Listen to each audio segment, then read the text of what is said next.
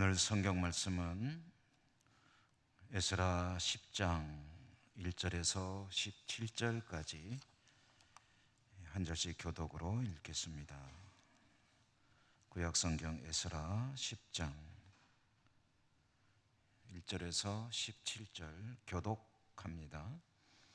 에스라가 하나님의 성전 앞에 엎드려 울며 기도하여 죄를 자복할 때 많은 백성이 크게 통곡하매 이스라엘 중에서 백성의 남녀와 어린아이의 큰 무리가 그 앞에 모인지라. 엘람 자손 중 여히엘의 아들 스가냐가 이스라엘에게 이르되 우리가 우리 하나님께 범죄하여 이 땅 이방 여자를 맞이하여 아내로 삼았으나 이스라엘에게 아직도 소망이 있느니 곧 내 주의 교훈을 따르며 우리 하나님의 명령을 떨며 준행하는 자의 가르침을 따라 이 모든 아내와 그들의 소생을 다 내보내기로 우리 하나님과 언약을 세우고 율법대로 행할 것이라. 이는 당신이 주장하리니 행하소서 하니라. 이에 에스라가 일어나 제사장들과 레위 사람들과 온 이스라엘에게 이 말대로 행하기를 맹세하게 하매 무리가 맹세하는지라. 이에 에스라가 하나님의 성전 앞에서 일어나 엘리야십의 아들 여호하난의 방으로 들어가니라. 그가 들어가서 사로잡혔던 자들의 죄를 근심하여 음식도 먹지 아니하며 유다와 예루살렘에 사로잡혔던 자들의 자손들에게 공포하기를 너희는 예루살렘으로 모이라. 누구든지 방백들과 장로들의 훈시를 따라 3일 내에 오지 아니하면 그의 재산을 정몰하고 사로잡혔던 자의 모임에서 쫓아내리라 하며 유다와 베냐민 모든 사람들이 3일 내에 예루살렘에 모이니 때는 9째 달 20일이라. 무리가 하나님의 성전 앞 광장에 앉아서 이 일과 큰 비 때문에 떨고 있더니 제사장 에스라가 일어나 그들에게 이르되 너희가 범죄하여 이방 여자를 아내로 삼아 이스라엘의 죄를 더하게 하였으니 이제 너희 조상들의 하나님 앞에서 죄를 자복하고 그의 뜻대로 행하여 그 지방 사람들과 이방 여인을 끊어버리라 하니 모든 회중이 큰 소리로 대답하여 이르되 당신의 그러나 백성이 많고 또 큰 비가 내리는 때니 능히 밖에 서지 못할 것이요 우리가 이 일로 크게 범죄하였은즉 하루 이틀에 할 일이 아니오니 이제 온 회중을 모든 성읍에 다 기한에 집현장과 함께 오게 하여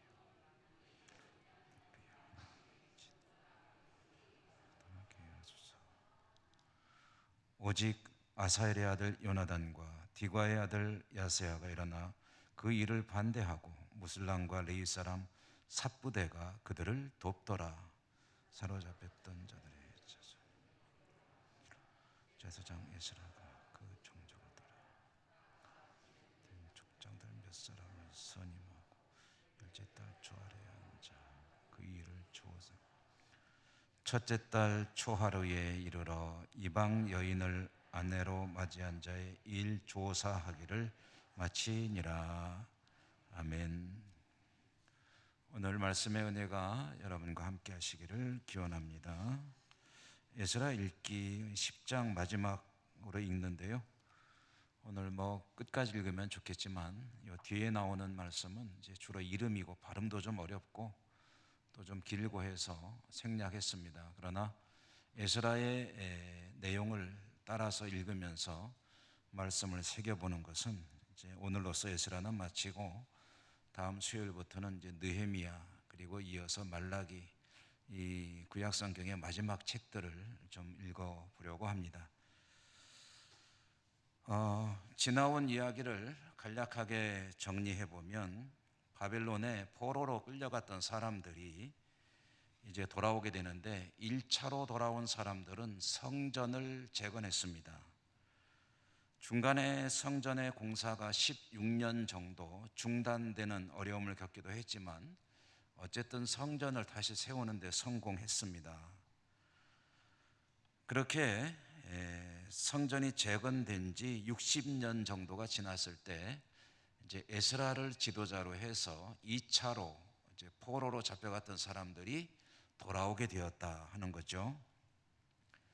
1차로 돌아온 사람과 2차로 돌아온 사람들은 규모도 큰 차이는 있지만 그러나 각자가 가지는 의미가 있습니다. 1차로 돌아온 사람들은 성전이라고 하는 건물을 재건했습니다. 그러나 그들의 신앙은 그렇게 생각만큼 훌륭하게 다시 세워지지 않았습니다. 2차로 돌아온 사람들 가운데 지도자인 에스라는 율법 전문가요 교사였습니다. 그러므로 이제 하나님께서는 그를 통해서 성전이라는 건물은 재건됐지만 아직 바르게 세워지지 않은 이스라엘의 신앙을 율법으로 바로 세우려고 하셨죠. 지난 수요일에는 우리가 에스라가 페르시아에서 돌아오는 길에 황제에게 호위 군대를 요청할 수도 있었지만 요청하지 않는 내용을 주로 말씀을 드렸습니다. 에스라가 그 먼 길 약 1500km, 지금은 1500km가 뭐 그렇게 가까운 거리는 아니지만 또 엄청나게 먼 거리도 아닌 것 같은데 서울에서 부산 한 번, 두 번, 세 번 이렇게 가면 이제 한 1300km, 1400km 정도 되겠군요. 그렇게 엄청난 거리는 아니지만 고대 사회에서는 1500km면은 완전히 딴 세상입니다. 몇 달 동안 가야 하는 길이고 하루에 한 15km 정도 최대 이동한다고 치면 그러면 100일 동안을 쉬지 않고 걸어야 되는 거리. 그러니까 엄청난 거리죠. 중간은 그 도중에는 수많은 위험이 도사리고 있습니다. 도적들도 있고 그 중에는 아주 강력한 군대들도 있고 그래서 이 보물을 가지고 돌아가는 이 이스라엘 백성들에게는 상당히 위험한 길이기 때문에 호위할 군대를 요청하는 것은 어쩌면 꼭 필요한 일이었을 터인데 에스라는 호위 군대를 요청하지 않았다는 거죠. 그 이유가 무엇인가를 생각해 볼 때 한 가지 정도밖에 생각나는 것이 없습니다.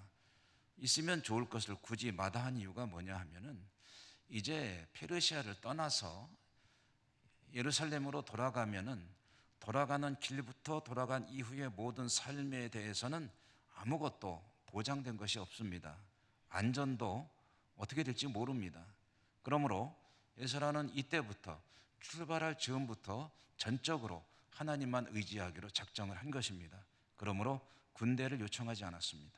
이제는 정말로 하나님께 모든 것을 맡깁니다. 이것은 일종의 미신적인 신앙도 아니고 만용도 아닙니다. 정말로 하나님을 의지하는 결단을 보여준 것이죠. 이렇게 에스라가 하나님께 기도하고 그리고 황제의 도움을 거절한 채 사양한 채 백성들을 이끌고 예루살렘으로 출발했을 때 하나님께서 성경에 보면 그의 기도를 응하셨다는 거죠. 그래서 그들이 무사히 예루살렘에 도착했다는 것이 하나님의 기도 응답입니다. 이렇게 무사히 예루살렘에 도착한 에스라와 그 일행은 하나님께 감사의 제사를 드렸습니다. 그리고 돌아온 지 4개월쯤 지났을 때에 이제 일어난 이야기가 에스라의 마지막 장면을 매듭을 짓는 그런 이야기로 전해지고 그리고 에스라의 이야기는 또 느헤미야를 읽어 나가다 보면 뒷부분에 다시 나오게 됩니다. 에스라라고 하는 성경의 마지막 이야기, 그것은 말씀드린 대로 에스라가 돌아온 지 4개월쯤 지났을 때에 백성의 지도자들, 이미 1차로 귀환해서 돌아와 살고 있던 백성들 지도자급 인물들이 에스라를 찾아와서 한 가지 고민을 이야기하면서 이제 이 이야기가 시작이 됩니다. 에스라에게 이미 예루살렘에서 살고 있던 백성들의 지도급 인물들이 찾아와서 꺼낸 이야기, 이것은 일종의 상담이기도 하고 또 보고이기도 하고 그리고 자문을 구하는 것이기도 했습니다. 어떻게 하면 좋겠느냐라는 이야기인데 그 문제의 내용은 뭐냐면 상당수의 이스라엘 백성들이 이방 사람들과 결혼하고 있다는 것, 그 문제를 꺼냈습니다. 상당수의 이스라엘 백성들이 율법을 어기고 이방인들과 결혼하는데 한 가지 더 심각한 문제는 그 상당수의 이스라엘 백성들 가운데 제사장과 레위인들이 상당히 또 많이 들어있다. 제사장과 레위인들의 상당수가 이방인들과 결혼하고 있다. 그 이야기를 꺼낸 것입니다. 1차 귀환 백성들이 처음에 페르시아를 떠나서 예루살렘으로 돌아왔을 때는 이방인들과 결혼을 한다는 것은 상상도 할 수 없었습니다. 돌아왔을 때 초기에는 귀환한 이스라엘 백성들은 이방인들과는 철저하게 차단했습니다. 그래서 그 어려운 성전 재건 사업을 진행해 나갈 때 도와주면 참 좋잖아요. 여러 가지 힘을 모을수록 좋은 거 아니겠습니까? 사마리아가 같이 우리도 좀 참여하게 해달라고 했을 때 아주 단호하게 거절했습니다. 당신들하고 우리하고 무슨 상관이 있느냐? 당신들은 우리 동족이 아니다. 그러면서 아주 차갑게 거절해버렸고 그것 때문에 시달림도 많이 당했죠. 그렇게 초기에는 이방인들에 대해서 아주 철저하게 차단하는 모습이었던 이스라엘 백성들이 에스라가 돌아올 쯤에 그 지도자들이 와서 고민거리를 털어놓는데 그게 뭐냐면은 아이고 이방인들하고 결혼을 자꾸 한다는 거예요. 그게 율법을 어기는 일이라는 거죠. 그거 어떻게 하면 좋겠습니까? 그리고 더 충격적인 사실은 제사장과 레위인들 가운데도 그런 사람이 많이 있다는 거죠. 이렇게 된 데는 무엇보다도 가장 중요한 원인은 세월이 많이 흘렀다는 겁니다. 처음에는 그렇게 철저하게 이방인들과 교류하는 것은 차단하고 있던 그런 이스라엘 백성들, 귀한 백성들이 세월이 한 얼마쯤 흘렀냐면 100년 가까이 흘렀거든요. 사람들의 생각도 많이 변하고 상황도 많이 변했습니다. 100년이라는 세월은 엄청난 시간이죠. 초기에는 이방인에게 단호했던 그들의 생각이 느슨해진 거죠. 여러분, 오늘날 이 시대를 살아간 우리들이 생각하기에는 아니 이방인하고 결혼한 게 뭐 그렇게 큰 문제라고, 뭐 그렇게 소동을 벌일 일이라고 그러나 라는 그런 의문이 들 수가 있겠죠. 근데 이것은 사실은 단순히 어떤 혈통의 사람과 혼인하느냐, 뭐 국제결혼을 하느냐 마느냐 그런 이야기가 아니었습니다. 이것은 사실은 영적인 문제입니다. 영적인 이야기라는 거죠. 신앙의 문제라는 거죠. 하나님의 율법은 이스라엘 백성이 이방인과 결혼하는 것을 엄격하게 금하고 있습니다. 금하고 있는 일을 어긴다는 것도 문제이지만 그 내용도 또 한번 들여다볼 필요가 있습니다. 왜 이방인들과 결혼하는 것을 금할까요? 이방인과 결혼한다는 얘기는 이건 무슨 얘기냐면 그 이방인이 섬기는 우상을 내가 받아들인다는 뜻입니다. 이스라엘 백성들끼리 혼인을 하게 되면 어차피 섬기는 신이 여호와 신이라는 것이 기본적인 것이죠. 그러나 모압 사람 또는 가나안 사람 또는 암몬 사람 이런 주변 사람들과 혼인한다는 얘기는 그들이 섬기는 그들의 신을 받아들인다는 의미입니다. 그러니까 어찌 보면 이런 상황이 벌어지는 거죠. 한 집안에 여호와 신도 섬기고 또 그 사람의 신도 섬기고 그런 상황이 벌어지게 된다.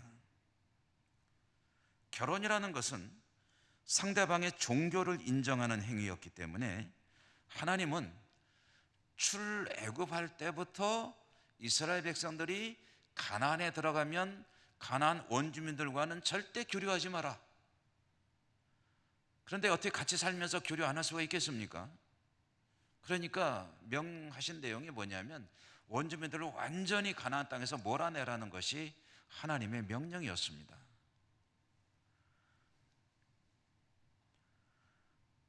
교류하게 되면, 나아가 결혼하게 되면 필연적으로 우상을 섬기게 될 것이므로 아예 원천적으로 그것을 차단하기 위해서는 그 원주민들을 다 몰아내는 수밖에 없다라는 것이 하나님의 뜻이었고 아주 지엄하신 하나님의 명령이었죠.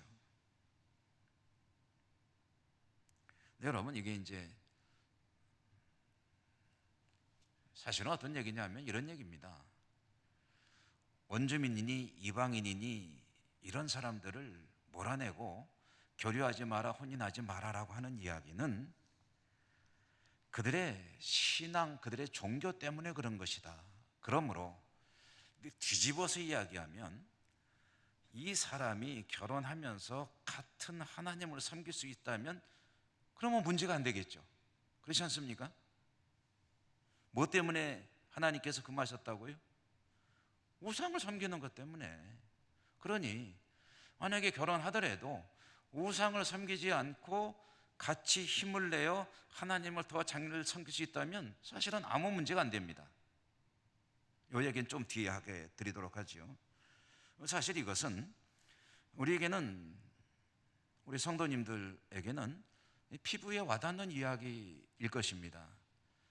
혼기에 찬 자녀들의 일과 직결되는 문제이기 때문이죠. 자녀들의 혼사 문제가 대두될 때, 여러분, 만약에 내 아들이든 내 딸이든 이제 사귀는 사람이 있다, 결혼을 전제로 교제한다 그러면은 제일 먼저 관심이 가는 게 뭡니까? 뭐가 관심이 가세요? 돈 많으냐? 직업 좋으냐? 뭐 그런 것도 물론 당연히 관심이 가겠죠. 그렇지만 아마 제일 먼저 생각나는 거는 교회 다니냐? 기독교 신앙을 가지고 있느냐? 그거 제일 먼저 관심을 가지고 물어보시지 않겠습니까? 뭐 아버지, 어머니 제가 좀 소개시켜 드릴 사람이 있습니다. 그러면은 누군데 하고 물어보다가, 그러면 근데 그 사람이 신앙생활은 하니? 하고 물어보지 않겠습니까? 그런데 만약에 신앙생활 하지 않는다고 하면 뭐부터 염려합니까? 아이고 이러다가 내 아들이 내 딸이 신앙생활 소홀히 하면 어떡하나, 그거 걱정하잖아요. 그래 어떻게든 신앙생활을 잘하는 사람, 나아가서 그 가문이 믿음으로 대를 이어서 그런 신앙의 어떤 그 역사가 있는 그런 가문이라고 한다면 뭐 부친이 뭐 장로님이거나 어머니가 권사님이거나 그럼 얼마나 좋으냐, 그런 면에서 이제 안심을 하게 되잖아요. 근데 이건 뒤집어 얘기하면 무슨 얘기입니까? 아무리 신앙이 좋은 집안에서 자라난 사람이라 하더라도 신앙생활 안 하면 아쉽죠. 그리고 혹시 그런 신앙생활 하지 않았더라도 결혼하고 신앙생활을 잘하게 되면 그 너무 고맙지 않습니까? 혹시 신앙생활 안 하면 그러므로 이제 단단하게 약조를 하고 결혼해라 그러죠. 결혼하면 꼭 교회를 잘 나가겠다, 이런 약속을 해야 된다. 이스라엘에 적지 않은 이들이 이방인과 결혼을 했습니다. 심지어는 종교 지도자인 제사장과 레위인들도 많았습니다. 에스라가 도착한 지 4개월 만에 지도자들이 그 문제를 들고 찾아왔습니다. 왜 얼른 안 오고 4개월 만에 왔을까요? 아마 에스라가 어떤 인물인지 그들이 몰랐겠죠. 그러므로 저 사람이 어떤 인물인지 율법 전문가라는데 어떤가 하고서 한 4개월 정도 지켜봤겠죠. 그러다가 이제 이런 문제를 저분하고 저 양반하고 상의하는 것이 옳다라고 생각한 지도자들이 찾아온 것 아니겠습니까? 어찌됐든 이런 문제를 들고 와서 상의를 하고 자문을 구할 때 에스라가 그 이야기를 듣고 충격에 빠집니다. 충격에 빠진 것만이 아니라 비통해하고 비탄에 빠집니다. 우리가 오늘 9장을 읽지 않고 10장으로 건너뛰어 읽었는데 같은 내용이 쭉 이어지는 거거든요. 그래서 앞에 9장의 내용을 읽지 않았습니다만은 9장의 앞부분에 보면 이 이야기를 들은 에스라가 수염과 머리털을 쥐어뜯었다고 합니다. 머리털을 쥐어뜯고 수염을 쥐어뜯으면 어떻게 될지 한 번도 안 해봐서 잘 모르겠어요. 근데 얼마나 속이 타들어가면 머리를 쥐어뜯고 수염을 쥐어뜯고 옷을 찢었는데 겉옷을 찢고 속옷을 찢었다고 합니다. 보통 성경에 보면 그 비통함을 표현할 때 옷을 찢고 재를 뿌리고 그런 이야기들이 많이 나오죠. 옷을 찢어도 보통 겉옷만 찢습니다. 속옷까지 찢는 경우는 별로 없어요. 근데 에스라는 속옷을 찢었다는 거예요. 겉에 있는 옷도 다 찢어버리고 속에 입은 옷도 찢어버리고, 그 슬픔의 강도가 얼마나 큰지를 보여주는 그런 모습이고, 또 하나님 앞에 그냥 알몸으로 서는 거예요. 창피한 거 다 드러내놓고 하나님 정말 저 죽을 지경입니다. 그런 자신의 어떤 비통한 심정의 표현으로 그냥 다 찢어버리고 쥐어뜯으면서 하나님 앞에 통곡하는 것이 이제 에스라의 반응이었습니다. 이것은 조금은 과한 반응인 것처럼 여겨지기도 하죠. 그러나 에스라는 어쩌면 저는 그런 생각이 듭니다. 슬프다는 것도 있지만 한편으로는 뭔가 좀 보여주려는 의도도 있지 않았나. 지금 니들이 뭔 짓을 하고 있는지 아니?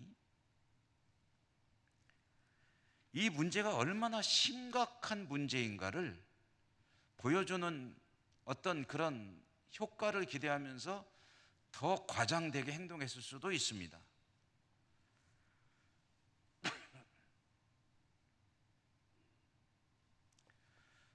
어찌됐든 에스라의 그런 모습을 보고 백성들이 당황하게 되죠. 깨닫게 됩니다. 자신들이 그렇게 큰 과오를 범했는지 인식을 못하고 있다가 에스라가 그냥 나뒹굴면서, 우리말로 한다면 떼굴떼굴 굴르면서 그냥 사람이 갑자기 이상해져 버린 거죠. 그걸 보던 백성들이 자신들이 얼마나 심각한 그런 과오를 범하고 있는지를 깨닫게 되고요.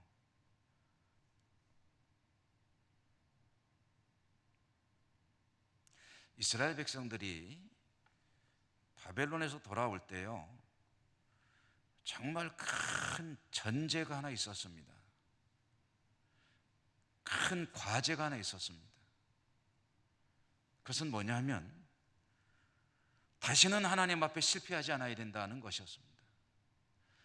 그동안에 하나님 앞에 우리가 하나님의 명령을 지키지 못하고 하나님께 죄를 범했을 때 이와 같이 나라가 망하고 우리들이 포로로 끌려와서 이런 서러운 그런 삶을 살아야 하지 않았느냐. 이제 하나님께서 다시 기회를 주시는데 이제 다시는 실패하지 않아야 되지 않겠느냐.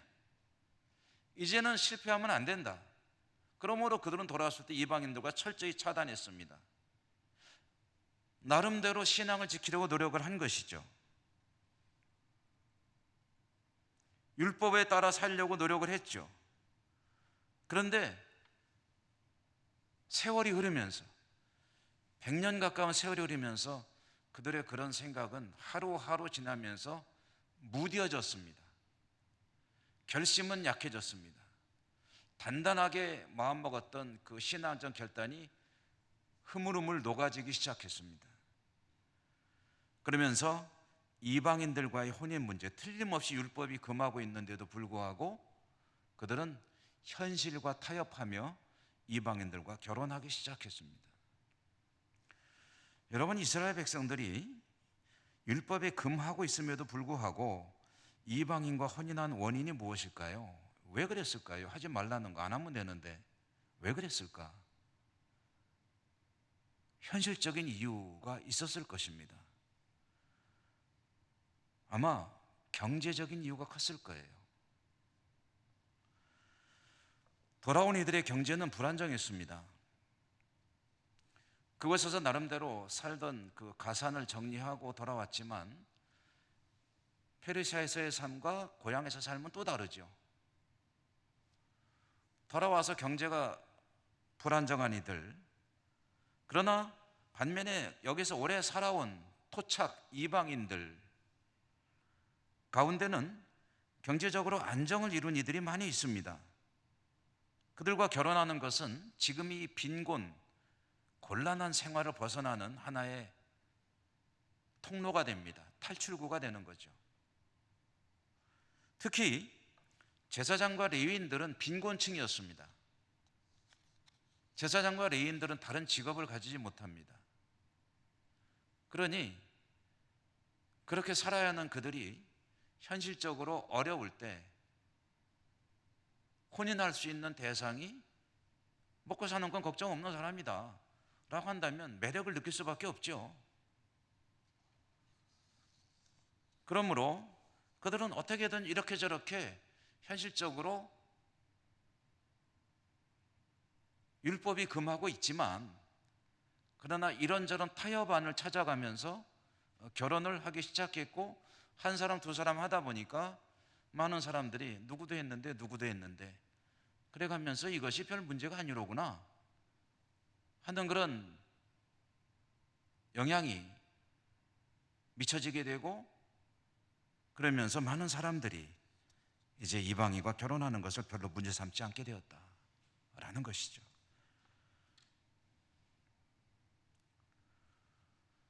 이방인과의 결혼 문제가 오늘날 이 시대 우리들에게는 이것이 혹여라도 비신앙인과의 결혼 문제 또는 외국인과의 결혼 문제로 적용되면 그건 대단히 성경을 잘못 적용하는 게 됩니다. 엉뚱한 얘기예요. 이것은 그런 이야기가 아닙니다. 이 문제의 본질은 영적인 문제, 곧 신앙적으로 문제가 있음에도 불구하고 현실적인 필요성 때문에 그 길을 가는 것에 대한 문제이지 사실은 결혼의 문제가 아닙니다. 핏줄을 따지는 문제 아닙니다. 현재 신앙적으로 자격이 있느냐 없느냐의 문제도 아닙니다. 이것은 나의 문제를 해결하기 위해 현실적으로 필요하기 때문에 해서는 안 되는, 가서는 안 되는 신앙인의 길을 가려는 사람의 이야기입니다.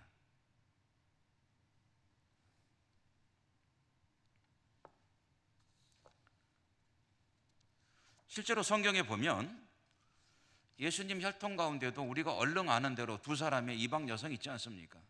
누굽니까?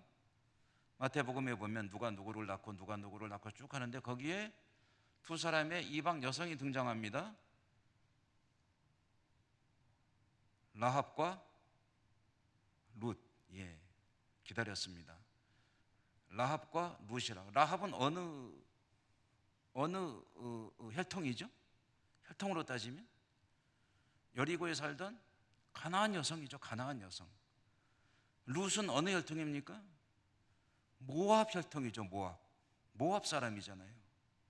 근데 이 두 사람이 예수님의 조상의 혈통 속에, 육신의 조상의 혈통 속에 포함이 되어 있습니다. 무엇을 말하는 겁니까?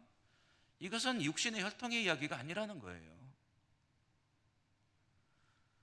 그들은 비록 이방 여성들이었지만 하나님께 돌아와 하나님을 믿는 사람이 되었을 때 훌륭한 믿음의 조상이 되었습니다.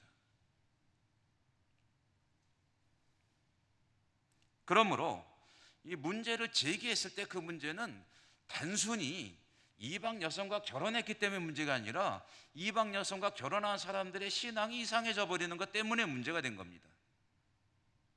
그 사실을 보여주는 이야기가 그 뒤에 나옵니다. 자, 여러분, 이 문제가 대두됐을 때 에스라와 지도급 인물들이 함께 고심하며 내놓은 대책이 뭐겠습니까?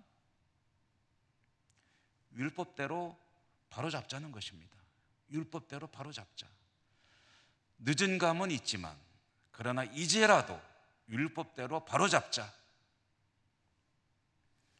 조금 잔인하게 보일 수 있겠으나 이방 여성들 돌려보내자. 하나님께서 금하신 일을 범했다면 늦게라도 원 위치로 돌려야 한다. 이것은 당사자들에게는 대단히 고통스러운 일일 수밖에 없죠. 사실 그렇습니다. 하나님의 율법을 범한 대가는 사실은 혹독한 것일 경우가 많이 있습니다. 그래서 처음부터 율법을 범하지 않는 것이 가장 좋은 거죠.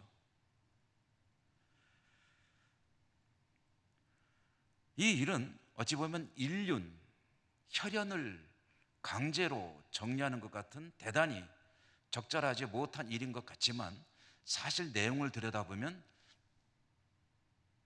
꼭 그렇지만은 않다는 것을 알 수가 있습니다. 첫째로는 이런 일은 이스라엘이 하나님 앞에 살아남기 위한 처절한 몸부림이라는 관점으로 봐야 합니다. 해도 되고 안 해도 되는 일을 한 게 아니에요. 이렇게 함으로써 하나님께 돌아가야만 우리가 다시 과거의 오류를, 과오를 다시 범하지 않고 하나님 앞에 살아남을 수 있다. 그들은 절박했습니다. 조상들의 그 마음가짐이 다시 회복된 거죠.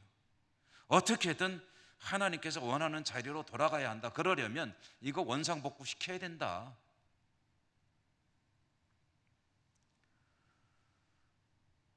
두 번째는요, 우리가 읽지는 않았습니다만 10장 그 마지막 부분에 보면은 이름이 쫙 나옵니다. 그게 뭐냐면 이제 그 돌려보내고 한 그 혼인 관계를 청산한 사람들의 이야기인데요. 대체로 한 110명 정도 됩니다. 110가정. 이것은 이스라엘 공동체 전체로 보면은 1%도 안 되는 숫자입니다. 무슨 얘기인가요? 이 통계가 전해주는 의미가 뭘까요? 실제로 혼인한 이방인들의 숫자가 1%도 안 됐을 리는 없습니다. 상당수가 있었다고 했으니까요. 근데 그 중에서 실제로 원상 복귀시킨 가정은 약 한 0.6% 정도 됩니다. 그럼 그게 무엇을 말하는 걸까요? 그렇지만 만약에 이방인이고 이방 종교를 설사 가지고 있었다 하더라도 이러한 조치에 따라서 이제부터 나는 하나님 백성으로 살겠습니다 라고 한 사람들은 보낼 필요가 없다는 거예요. 끝까지 아니요, 나는 조상 대대로 바알을 섬겨왔고 아무리 당신이 뭐라고 그래도 나는 바알을 섬기는 신앙을 포기하지 않겠소 라고 한다면 그렇다면 어쩔 수 없구나. 우리 민족의 결단 앞에서 당신과 내가 함께 할 수 없다. 이제는 아마 가정마다 그런 치열한 그런 다툼이 있었을 수도 있습니다. 하나님을 믿고 하나님 백성으로 살래? 아니면 떠날래? 이제는 결단해야 될 때가 됐다. 그때 한 110여 사례 정도가 110여 명 정도가 자기 신앙을 포기하지 않고 떠나겠다라고 떠난 것이고 아마 그보다 훨씬 더 많았을 숫자는 하나님 앞으로 돌아오는 그런 선택을 했을 것이다 라는 것을 오늘 이 통계가 이제 보여준다라는 그런 말씀입니다. 하나님 믿겠다고 하면은 돌려보낼 이유가 없지요. 오히려 얼마나 고맙겠습니까? 하나님 백성의 공동체는요, 이스라엘 백성 뭐 선민, 뭐 이런 여러 가지로 우리가 이야기하는데 그 공동체는 핏줄로 결정되는 게 아닙니다. 12족장의 후손들만 이스라엘 공동체가 아닙니다. 출애굽기 읽어보면 애굽을 나올 때, 이집트를 나올 때 거기에는 수많은 이방인들도 섞여 있었다는 것을 알려주고 있습니다. 그들은 이스라엘 백성 공동체로 포함이 됩니다. 어떻게 하면은요, 하나님을 믿는 신앙 고백을 하면은, 할례를 받고, 구약 시대에는 할례를 받고 율법을 준수하면 하나님 백성의 공동체로 들어오게 됩니다. 하나님을 향한 신앙 고백이 그가 하나님의 백성이냐 아니냐를 결정하는 것이지, 핏줄이 결정하는 게 아니고 가문이 결정하는 게 아니고, 오늘날 우리에게 적용해 볼까요? 저와 여러분이 하나님의 백성이냐 아니냐는 무엇으로 결정됩니까? 나의 믿음으로 결정이 됩니다. 내가 어떤 가문에서 태어났느냐, 내가 그동안 어떻게 신앙생활을 했느냐, 과거가 아니라 지금입니다. 지금 내가 하나님을 어떻게 믿고 있느냐, 그것이 하나님 백성이냐 아니냐를 판단하는 그런 유일한 기준이고, 그것이 우리가 꼭 기억해야 될 신앙적인 중요한 사실입니다. 에스라 이야기는 오늘 여기까지 하고 마치려고 합니다. 이렇게 에스라가 돌아와서 이스라엘 백성을 율법으로 세우는 작업, 그 첫 번째 사건이 매듭 지어집니다. 그리고 말씀드린 대로 이제 다음 수요일부터는 느헤미야를 읽으면서 성벽을 재건하는 이야기와 에스라가 또 이스라엘 공동체를 말씀으로 세워가는 이야기를 순서에 따라 읽어가도록 하겠습니다. 여러분 모두에게 주님의 은총이 풍성하시기를 주님 이름으로 축원합니다. 은혜로우신 하나님 감사합니다. 오늘도 말씀을 들었습니다. 우리의 신앙, 우리의 믿음, 지금 내가 하나님 앞에 어찌 살아가는가가 얼마나 중요한지를 또 한 번 깨닫습니다. 연약하고 부족하고 늘 좌절하고 또 실망하고 하나님 보시기에 너무나도 모자라기 짝이 없는 저희들이지만 하나님의 긍휼과 자비로 또 한 번 힘을 내어 믿음으로 나가기를 다짐합니다. 은혜 더해 주시고 하나님 앞에 인정받고 칭찬받고 축복받는 주의 백성으로 믿음으로 잘 살아갈 수 있도록 인도하시고 축복해 주옵소서. 예수님 이름으로 감사하고 기도드립니다. 아멘.